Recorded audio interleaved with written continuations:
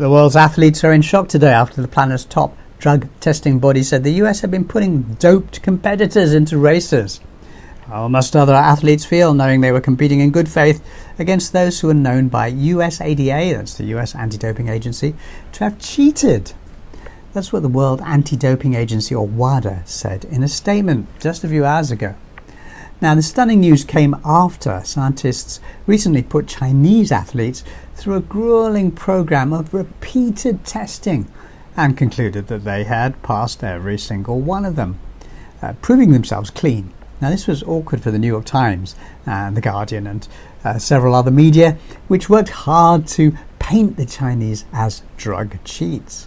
And now the irony meter has hit maximum levels as two extraordinary reports about drug cheating were revealed this week, and both involved US misbehavior, not Chinese. First, the USADA was revealed to have allowed American athletes who were found guilty of having taken illegal substances to quietly continue to compete in competitions for years in direct contravention of global rules. That's what a Reuters report said on Wednesday. Now, the US said it excused them on the basis that they could act as undercover agents who might catch cheating by others. Athletes said the argument was both unbelievable and specious. You don't allow cheating and then pretend you're trying to stop cheating. It's just absurd. Second, studies unearthed this week show that the US and two other nations had a history of applying for medical exemption passes to legally allow their athletes to take prohibited substances, and they go straight on to participate in international competitions. WADA reported in 2015 that 63% of exemption passes went to just 3 countries, the US, Australia and France. Now, there are about 200 jurisdictions represented at the Olympic Games. If only 3 nations got almost 2/3 of all the exemptions granted, then there's something seriously wrong there.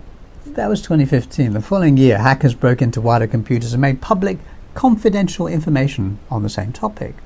The files showed that many athletes had been taking pills containing prohibited substances, but they had special passes to do so. Now, on that list were many famous names, from Simone Biles to Mo Farah to Bradley Wiggins to Serena Williams, and they were spread across multiple countries from the US to Russia.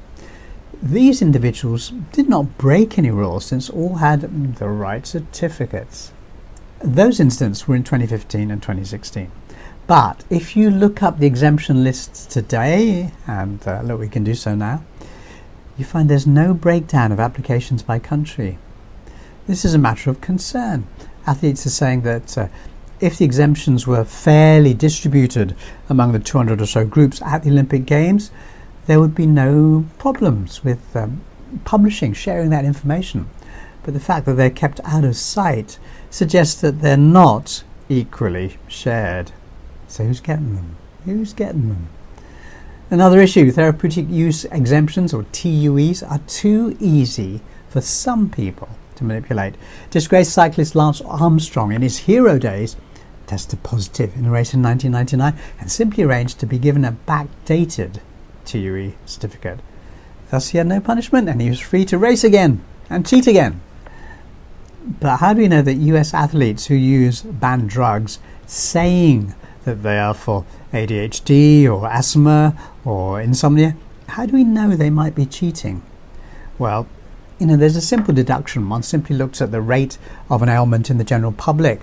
Say, for example, one condition affects 1% of members of the public. If we find 2 or 3% of a group of athletes claims to have the same ailment, or if the number of athletes taking that drug jumps suddenly after rule changes, then there's grounds for suspicion. Let's take a real example. In the past, in the US, baseball players were banned 1 year from using a stimulant known as AMP. Now, researchers found that the number of players getting therapeutic use exemptions from baseball's AMP ban jumped in 1 year from 28 to 103, a huge leap. Details were published in 2012 in a medical journal called Brain and Behavior. In a study which questioned 645 Danish athletes published in 2013, 51% believed that athletes in their sport received TUEs without a medical need. That was according to the International Journal of Drug Policy. In May this year, WADA President Witold Banka criticised the lack of cooperation from the US. In the US, 90% of American athletes, those in the professional leagues and college sport, do not compete under the World Anti-Doping Code.